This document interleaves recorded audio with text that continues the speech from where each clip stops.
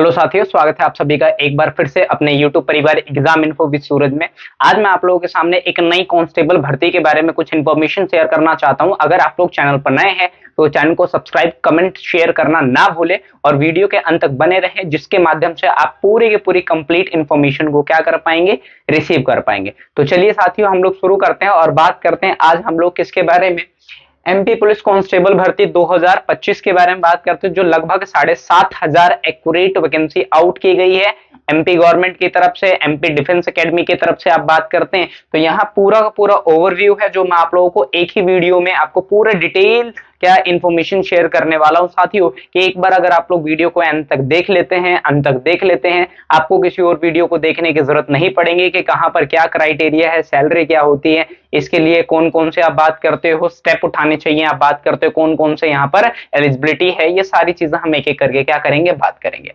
अब हम बात करते साथियों यहाँ पर किस चीज के बारे में, जो एप्लीकेशन फॉर्म्स के बारे में, या जो भी हमारे पास इंपॉर्टेंट डेट्स है मैंने एक साइड में कर दिया, जिसमें आप लोगों को प्रॉब्लम कंफ्यूजन क्रिएट ना हो कि फॉर्म डेट्स क्या है, एप्लीकेशन फी कितनी रहने वाली है, एज कितनी रहने वाली है, एलिजिबिलिटी क्या है, सिलेक्शन प्रोसेस क्या है, पैटर्न क्या है। उसके बाद यहाँ पर लिखा हुआ है कि पैटर्न में कितने तरीके, मैंने सबको क्लासिफाई कर दिया है। तो दोस्तों आप लोग सबसे पहले देखिए यहाँ पर जो फॉर्मल जो डेट्स की बात करते हैं, जिसमें एप्लीकेशन फॉर्म कब से शुरू होने, जो 15 सितंबर की बात करते हैं, इसका मतलब 2 दिन पहले ये क्या हो चुके हैं, स्टार्ट हो चुके हैं। आप लोगों को इसके रिगार्डिंग 13 सितंबर को नोटिफिकेशन देखने को मिला था, जिसमें ये कहा गया था कि एमपी की तरफ से, एमपी गवर्नमेंट की तरफ से ये पुलिस की जो कांस्टेबल की जो वैकेंसी आउट कर दी जाएंगी, उसके 2 दिन के बाद ही लगभग 15 सितंबर को ये वैकेंसी आउट कर दी गई साथियों।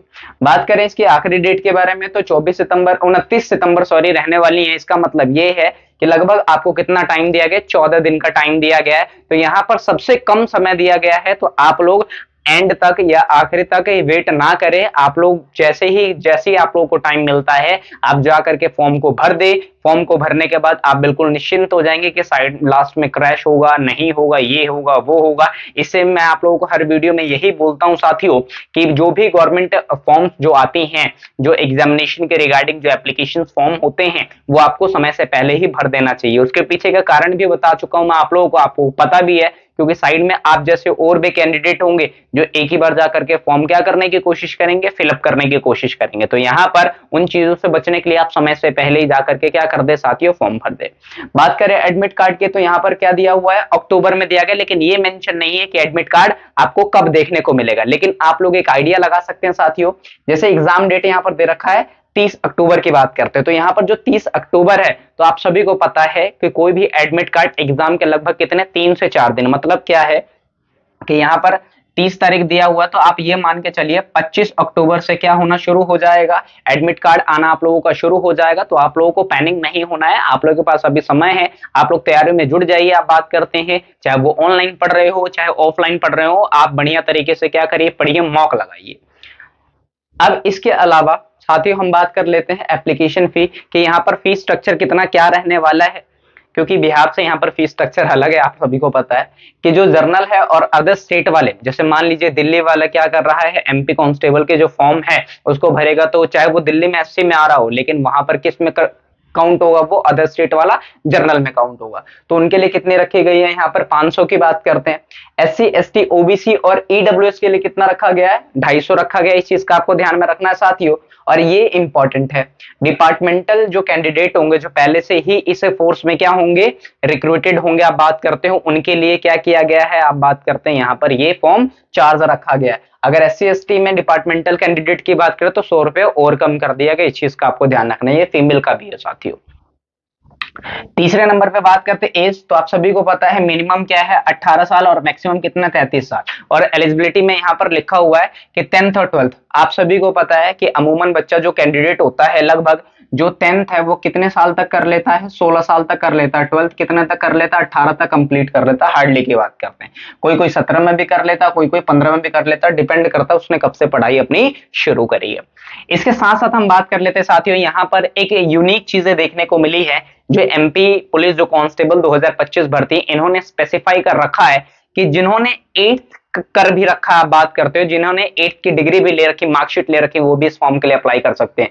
Only who, only ST candidate only. मतलब क्या है, यहाँ पर आपको ध्यान में रखना है कि जो शेड्यूल्ड ट्राइब होंगे यानी कि अनुसूचित जनजाति है, वो कैंडिडेट जो 8वीं पास कर ली है वो भी क्या कर सकते हैं, इस फॉर्म को भर सकते हैं। यहाँ पर ना एससी की बात की गई है, ना आप बात कर सके ओबीसी की, ना ईडब्ल्यूएस की, ना जर्नल की, बस सीधा किसकी बात की गई, एसटी की।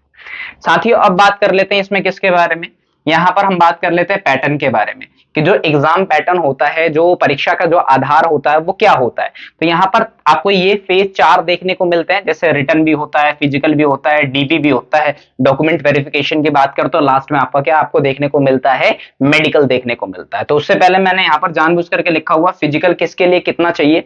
यहाँ पर जो मेल कैंडिडेट है, मेल के लिए हाइट कितनी होनी चाहिए, जर्नल के लिए, ओबीसी के लिए और एससी के लिए 168 सेंटीमीटर। आप सभी को पता है 170 सेंटीमीटर है उसको कितना मानते हैं, 5.7 फुट की बात करते हैं, 5-7 की बात करते हैं। तो यहाँ पर सेंटीमीटर में 170 है, तो 170 से यहाँ पर कितना कम दिया गया, 2 सेंटीमीटर की बात करते हैं। चेस्ट की बात करते हैं यहाँ पर मेल के बारे में कि जो यहाँ पर 81 बिना फुलाए हुए आप बात करते हो और 86 क्या फुला करके मांगा गया है, इस बात का आपको पम्प्ड और नॉन पम्प्ड की बात करते हैं। रनिंग यहाँ पर लड़कों में कितनी मांगी है, यहाँ पर 800 मीटर आप बात करते हो, 198 सेकंड्स की बात करते हैं। लॉन्ग जंप कितना मांगा गया है, 2.96 मीटर की बात करते हैं, ऑलमोस्ट 3 मीटर की बात करते हैं। गोला फेंक यहाँ पर आपको देखने को मिलता है, बिहार में भी गोला फेंक है और यहाँ पर भी आपको क्या, बस यहाँ पर क्या दिया हुआ, हाई जंप नहीं दिया हुआ दोस्तों, इस चीज का आपको ध्यान में रखना है। तो लॉन्ग जंप में कितना दिया गया, 2.96 metre, it's almost around 3 metre. और जो गोला फेंक है वो आपका कितना है, लगभग 4 मीटर की बात करते हैं, 3.83 मीटर्स। ये तो हो गया मेल का। अगर हम फीमेल के बारे में बात करते हैं तो हाइट कितनी दी गई है सभी के लिए, चाहे वो एससी हो, एसटी हो, ओबीसी हो, ईडब्ल्यूएस हो, सबके लिए कितना रखा गया, 155 सेंटीमीटर की बात करते हैं। रनिंग कितनी रखी गई है फीमेल के लिए, 800 मीटर कितने सेकंड में चाहिए होगा, 261.8 सेकंड। जो यहाँ पर मेल के लिए कितना था, यहाँ पर रनिंग आप देखेंगे 198। तो महिलाओं को रिलैक्सेशन वैसे भी दिया जाता है, आप ध्यान रखिएगा।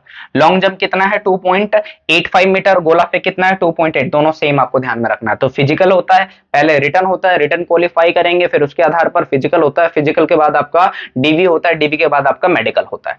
यहाँ पर अगर रिटर्न के बारे में बात करते हैं कितने नंबर का होता है साथियों, 100 मार्क्स का होता है। नेगेटिव मार्किंग यहाँ पर आपको देखने को नहीं मिलती है। मतलब यहाँ पर आपको ध्यान में रखना है, जीके जीएस कितना आपको सवाल आएगा, यहाँ पर जो जनरल नॉलेज और रीजनिंग है इससे मिला करके टोटल 40 क्वेश्चन।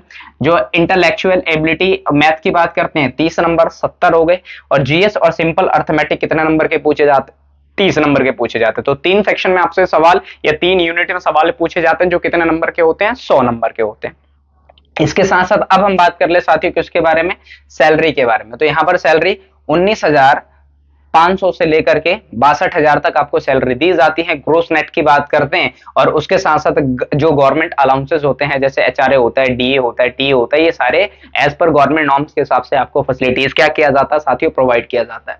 बात करें इसमें टोटल पोस्ट के बारे में, तो यहाँ पर टोटल पोस्ट कितनी गई है, 7500, जो यहाँ पर अपने आप में ही काफी ज्यादा है। आप बात करेंगे किसके हिसाब से, अगर पिछली वैकेंसी आप देखोगे, कंपैरिजन करोगे, तो आप खुद ही पाओगे कि कम है कि ज्यादा है। तो इसमें आपको बताने की जरूरत नहीं है, बस आपको ये ध्यान में रखना है 15 सितंबर से शुरू हो गया और 29 सितंबर तक ये क्या हो जाएगा, इसी महीने में। क्योंकि ऑलमोस्ट किसी भी एग्जाम के लिए कितना टाइम दिया जाता है फॉर्म भरने के लिए साथियों, तो यहाँ पर दिया जाता है 1 मंथ दिया जाता है, 1 महीना दिया जाता है, लेकिन यहाँ पर 14 दिन दिया गया है, हाफ भी नहीं दिया गया। तो इस चीज का भी आपको क्या करना है, ध्यान में रखना है। तो उम्मीद करता हूँ आप इस वीडियो के माध्यम से जो भी आप लोगों के डाउट रहेंगे, वो क्वेरीज रही होंगी, वो सब आउट हो गया होगा, बात करते सॉल्व हो गया होगा। फिर भी कोई प्रॉब्लम आती है साथियों, कोई सवाल पूछना है आप लोगों को, तो कमेंट बॉक्स में क्या कर सकते हैं, कमेंट कर सकते हैं। फिर बोलता हूँ चैनल को अगर आपने सब्सक्राइब नहीं किया तो चैनल को सब्सक्राइब कर ले।